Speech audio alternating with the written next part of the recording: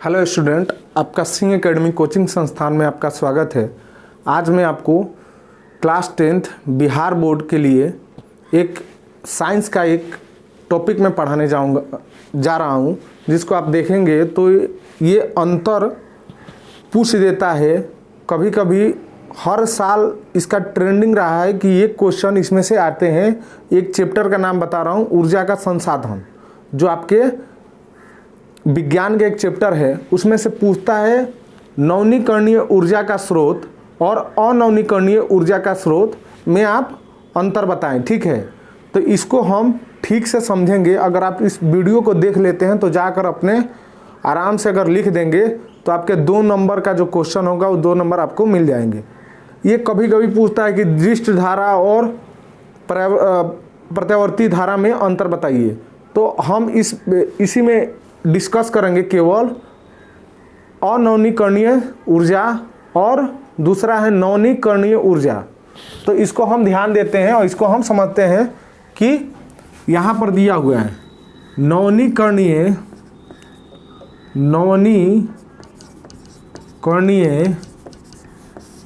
ऊर्जा तथा अनवीकरणीय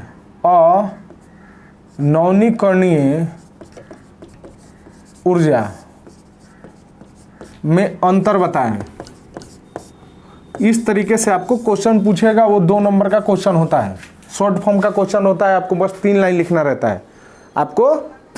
रहता है, तो मैं इस क्वेश्चन को आपको समझा रहा हूं, तो इस वाले पोर्शन को समझ जाइए, बाकी मैं उतार कर आपको दे दूंगा। ठीक है, अब देखिए नवीकरणीय ऊर्जा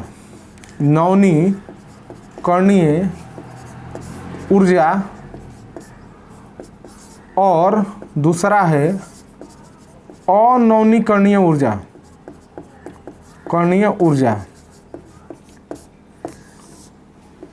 ये है नवीकरणीय ऊर्जा और अनवीकरणीय ऊर्जा में आपको मैं बता रहा हूं कि क्या होता है। तो नवीकरणीय ऊर्जा क्या होता है, इसको आप समझ लीजिए। देखिए नवीकरणीय ऊर्जा में आ जाता है हमारा सौर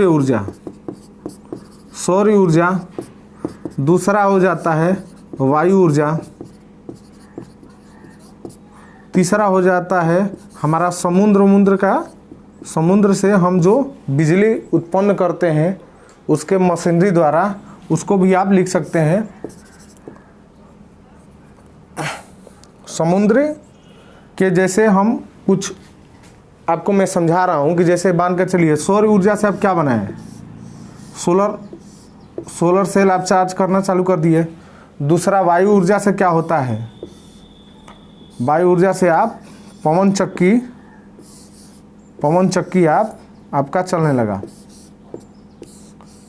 आपका चलने लगा। इसको हम विंड एनर्जी भी बोलते हैं, पवन चक्की, विंड एनर्जी, विंड टरबाइन। अब देखिए नवीकरणीय ऊर्जा क्या होता है, इसको आप समझिए कि जो तीसरा में आपको इसलिए इसको आपको नहीं लिखना है क्योंकि देखिए इसमें ज़्यादा लंबा हो जाएगा आपके लिए। उसी बेस से मैं बता रहा हूँ क्योंकि इसका मैं 50 मिनट से ऊपर का वीडियो बना चुका हूँ, उसको भी आप देखेंगे तो आप समझ पाएंगे। लेकिन ये अंतर को आपको समझ के लिखना है।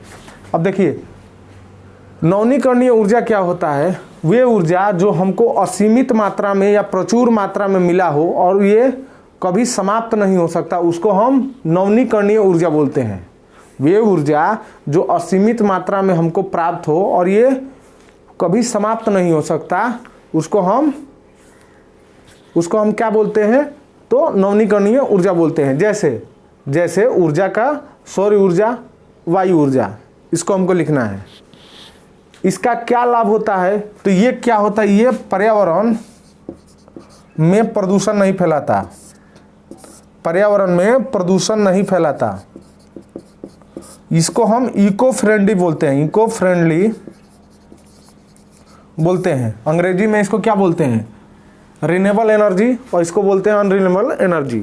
ठीक है, तो इस तरीके से आपका ये 2 टॉपिक हो गया। मैं इधर लिखता हूँ। दूसरा क्या है, अनवीकरणीय ऊर्जा, वे ऊर्जा जो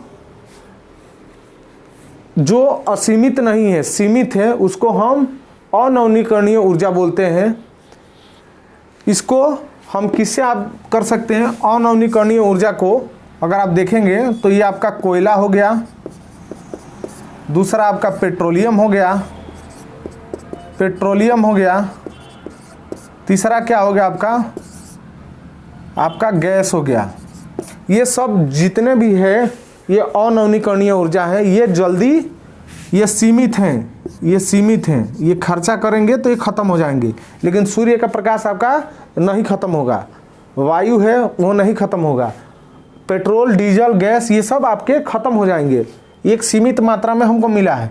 दूसरा क्या है, दूसरा आप समझें, इसमें क्या होता है, ये प्रदूषण देता है। प्रदूषण जलाने पे या इसमें हम जो भी हम एनर्जी बनाते हैं या किसी चीज़ को हम चलाते हैं, जैसे कोयला से हमको खाना ही बनाना है, चिमनी चलाना है, पेट्रोल से हमको क्या करना है, गाड़ी चलाना है, गैस से हमको गाड़ी चलाना है, किसी तरीके से भी हम इसको एनर्जी के रूप में लेते हैं, ऊर्जा के रूप में लेते हैं। तो इस फॉर्म को हमको क्या करना है, इस फॉर्म को हमें लिखना है कि ये प्रदूषण फैलाता है।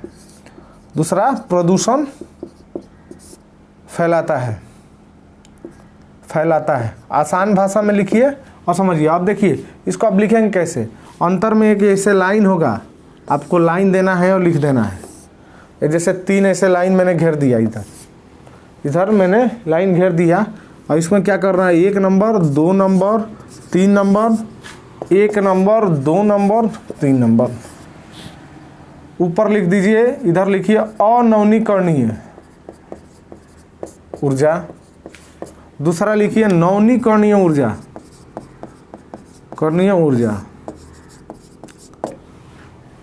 नीचे से आइए, चाहे ऊपर से आपको लिखना पड़ेगा क्योंकि नीचे से उसमें लिख नहीं सकते। वे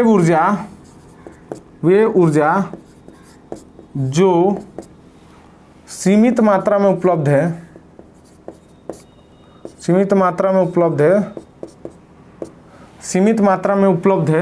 उसे हम अनवीकरणीय बोलते हैं,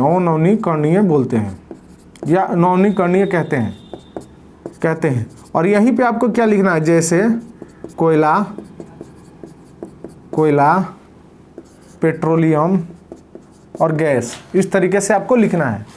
यहाँ पर ये प्रदूषण फैलाता है, तीसरे नंबर। दूसरे नंबर में आप क्या लिखेंगे कि यहाँ पर लिखने के बाद अगर नहीं समझ में आ रहा है तो फिर से लिखिए। जैसे क्या है, कोयला, पेट्रोलियम, गैस अनवीकरणीय है, ऊर्जा है। दूसरा क्या हो गया हमारा, तीसरा, ये प्रदूषण फैलाते हैं,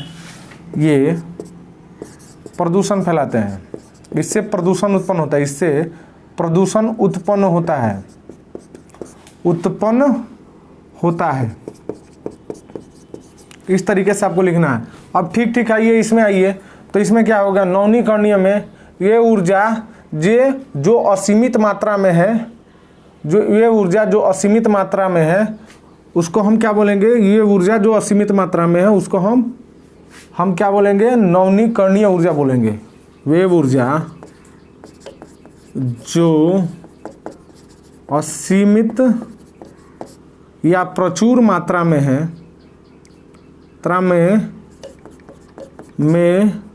मौजूद है,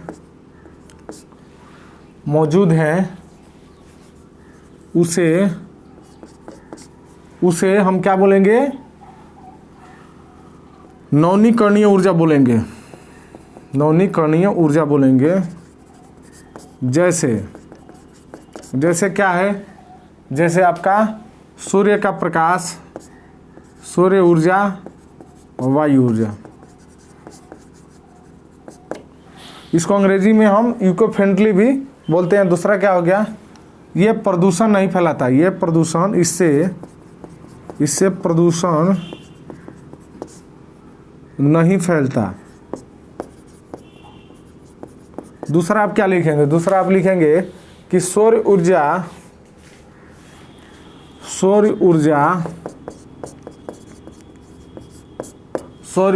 और वायु ऊर्जा, या अपने से एक टॉपिक इसमें जोड़ देना है। इसमें से आपको अपने से एक टॉपिक जोड़ देना है। चलिए, इस वीडियो को समझाने का यही मतलब हुआ। देखिए, इसको अगर समझना है तो मैंने लगभग 50 से 55 मिनट का एक वीडियो डाला है, दूसरे चैनल पे है, लेकिन इसको अगर आप ठीक से समझेंगे, इतना ही समझ जाएंगे तो आपका ये 2 नंबर आसानी से आपको मिल जाएंगे। ठीक है, तो बस क्या लिखना है, 2 लाइन में आपको लिखना है, बस इसको समझ लीजिए और लिख लीजिए। तो यही है आपका कहानी। ये जो मैंने पढ़ाया नवनीकरणीय ऊर्जा और अनवनीकरणीय ऊर्जा का, तो इसमें ही आप इसको देखिए, 1-2 बार देखेंगे तो आपको समझ में आ जाएगा। खासकर ये बिहार बोर्ड 10वीं में ये पूछता है 2 नंबर के लिए। देखिए 10 है इम्पोर्टेंट, अगले मैं बता दूंगा, जिसमें आपको पर्यावर्ती धारा और दृश्य धारा, इसमें अंतर पूछेगा आपको। दूसरा क्या पूछेगा, अनवनीकरणीय ऊर्जा, और उसमें बताइए चित्र कुछ पूछ लेता है कि चित्र कम से कम 5-5 नंबर का चित्र होता है, उसको बना कर जाए, उसको नाम लिखना सीख गए तो आपको 5 नंबर में से 4 नंबर ऐसे ही मिल जाता है। चलिए, आशा करता हूँ कि आपको ये वीडियो समझ में आया होगा। कुछ और पूछना हो, कुछ और जानकारी लेना हो तो इस पर आप कमेंट करके लिख सकते हैं और पूछ सकते हैं। देखने और सुनने के लिए धन्यवाद।